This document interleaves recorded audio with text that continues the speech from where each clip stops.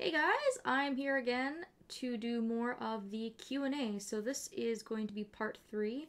Really looking forward to answering some more of these questions. You guys have come up with some really great questions so far. I'm going to start with a question from Billy Mays. Billy Mays wants to know, let's see here, where I would rank Lost Odyssey in my list of video games, whether it be good or bad. And can I recommend any RPGs that are similar to Lost Odyssey? Lost Odyssey is amazing.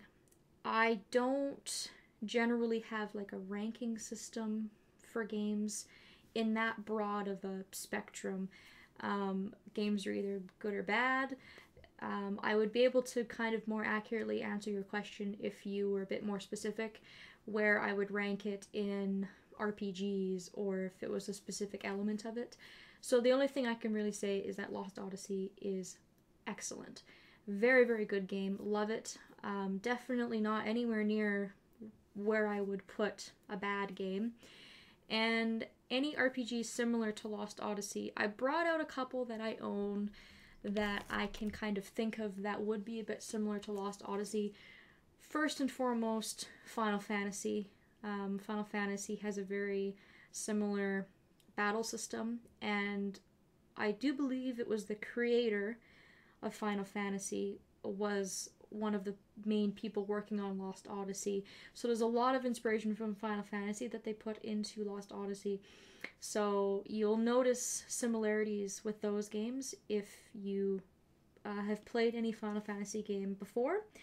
A couple of other games I think that are kind of in that realm that I kind of picked off my shelf at random that I could think of off the top of my head.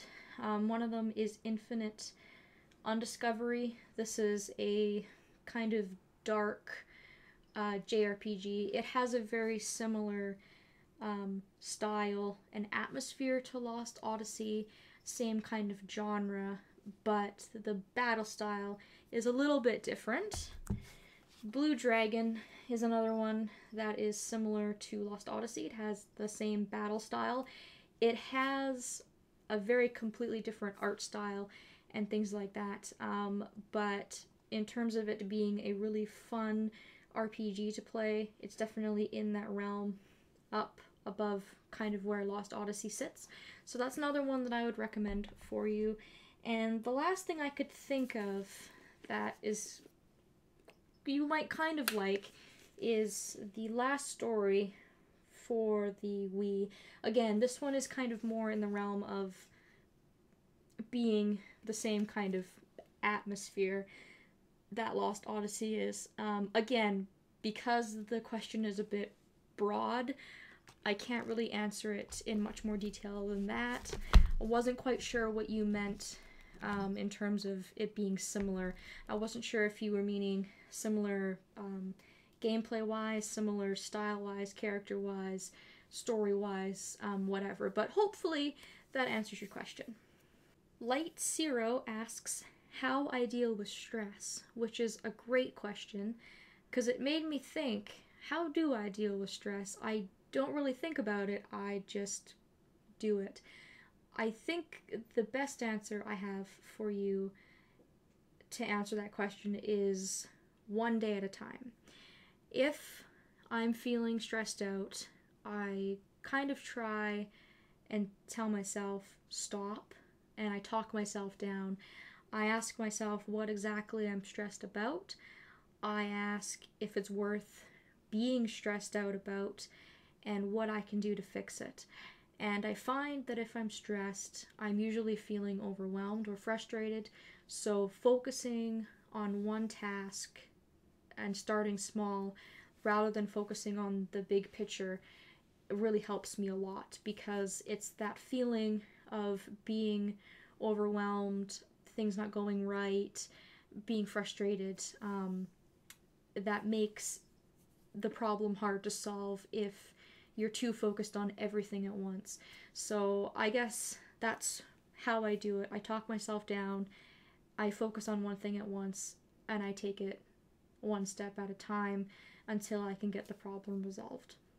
Next question comes from Gabriel Bornman, who asks what I think about the new Legend of Zelda game Triforce Heroes and if I will buy it.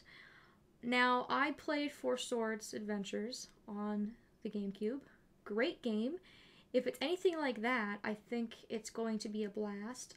I'm really bad about gaming news. I kind of live in my own little world, and I kind of pick and choose what information I want to look at. So I haven't really looked much into Triforce Heroes aside from knowing a bit about what it's going to be about and, you know, that it's coming out for the 3DS and whatnot. And I think the reason that I didn't really look much into it is because I don't plan on buying it, because it's going to be primarily multiplayer, and for the most part I play a lot of single games. So it just didn't really cross my mind. I think it'll be great if it's done right, and hopefully it'll be a lot of fun. I would definitely want to see how it plays, and I want to try it out, I think, before I buy it. And even if I don't plan on buying it, I will definitely be looking out for gameplay and news and reviews and whatnot when it does come out. Okay, next question comes from Chipmunk Gorilla, who asked me, at what age did I discover simulation games like Harvest Moon and JRPGs, and what is the main reason that I enjoy them so much? So, I have to really think about this. My first Harvest Moon game was A Wonderful Life, which I think came out in 2004 here in North America, which would have made me about 12 years old. So I got into Harvest Moon kind of in the middle of my gaming life, I suppose, because I started with the N64 and then upgraded to the GameCube and then the Xbox and so on and so forth. So Harvest Moon wasn't something that I had kind of started with, but it was something that obviously I ran into, and now it's followed me all the way through now to my adult life. And JRPGs, same thing. It's the GameCube. The first JRPG I ever played was the Crystal Chronicles. So the GameCube was kind of a big deal for me because it was kind of branching out into more genres. It's where I discovered a lot of different games from a lot of different genres, and I kind of branched out from what I had originally played on the N64. And what is the main reason that I enjoy them?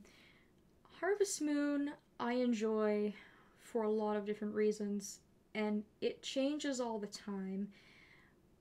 I like the idea of being in control of your own destiny, which I think is kind of the point of simulation. It's your world, you pick it, and you can kind of do what you want. And everything that you've done is your choice, and everything around you is kind of built around your choices. And I think that that's what I like most about it. I also like that you are able to kind of relate with people. You have so many different villagers and bachelors and bachelorettes and all these different people to talk to. And because it's a simulation and a lot of it's kind of like real life, you feel connected to these characters because they're just hanging around like you are.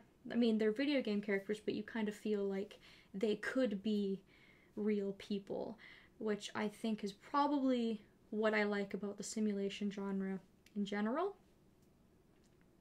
As for JRPGs, the main reason I enjoy JRPGs is because they are so rich and in-depth. I love a game with a good story. JRPGs are great for that. They have great stories, characters, a lot of really good character development in a lot of RPGs, and they keep me busy. Most JRPGs are long, so I can sit and I'm kind of setting myself up for this grand adventure to kind of play out in front of my eyes. I also like things like grinding and backtracking and side quests and all of those kinds of things which JRPGs and RPGs in general have. So it's kind of the whole package, which is why it's my favorite genre. It's got it all. What can I say? I love it. Randy Southwick Drew asks, would you or have you ever straw pulled a bunch of games that you might do an LP of and let subs choose? I have done that in the past, actually. That is how my Twilight Princess Let's Play was born. I don't remember how many subs I had at that point because I delete a lot of older videos that I don't think need to be up. So of course I deleted the video where I had picked the game that I was going to do, but I had a bunch of my subscribers at that time pick which games they wanted me to play. I took all the games off my shelf that I had in my library that I was willing to do a Let's Play of. I basically said, these are your options. I'm going to put your name on a piece of paper, and if I pick you, you get to pick what game I play. So what I did was I put everybody's name on a scrap of paper. I put it in a bowl, and I remember I put the bowl on top of my head, and on the camera I picked, a name, and the person who I picked Twilight Princess. So that is how my Twilight Princess LP was born. So I have done that once before. I don't know if I would do it again. I guess if people were interested in that, then yeah, maybe I would. I have a lot more subscribers now than I used to, so that might be a bit hectic. I'd have to kind of find a way to do that. But maybe I would, maybe I wouldn't. Okay, I think I have time for one more, and this is from Reversing Memories, who is a really old subscriber of mine. Nice to see you around still. Seeing as how I have played Atelier Meru, do I have a favorite game in the Atelier series? And do I plan on doing a Let's Play of Atelier Sophie when it comes out? My favorite Atelier game is Atelier Meru. I played it backwards. I did Meru first, which is actually the third in the Arlen series, so it's kind of the last in its time. So I played Meru first, and then I went back and I played Toturi, and I played Rorona, and I played Aisha. And I pulled these two games off my shelf just as proof that I ordered both Esha and Logi and Shally, and I don't know if you can hear that or not, but they're both actually still in the plastic. So to answer your question about whether or not I'll be doing a Let's Play of Atelier Sophie, no, because I'm still 2 Atelier games behind. I love Atelier games, but my problem is that once I start playing them, I just can't stop. I sank more than 100 hours into Meru easily, just because the game is so addicting. It has so much replayability. New Game Plus is so rewarding. There's just so many reasons to play the game and to keep playing it. And my problem is just that I want to play other games and get other games out of the way first. So I bought the 2 newest ones in the series with the full intent of playing them when they came out, and then I just, didn't get around to it. But I will definitely be getting Atelier Sophie, and I'll play it at some point in time, I hope. So that's all I have time for in this video. I will continue on with part 4 next time.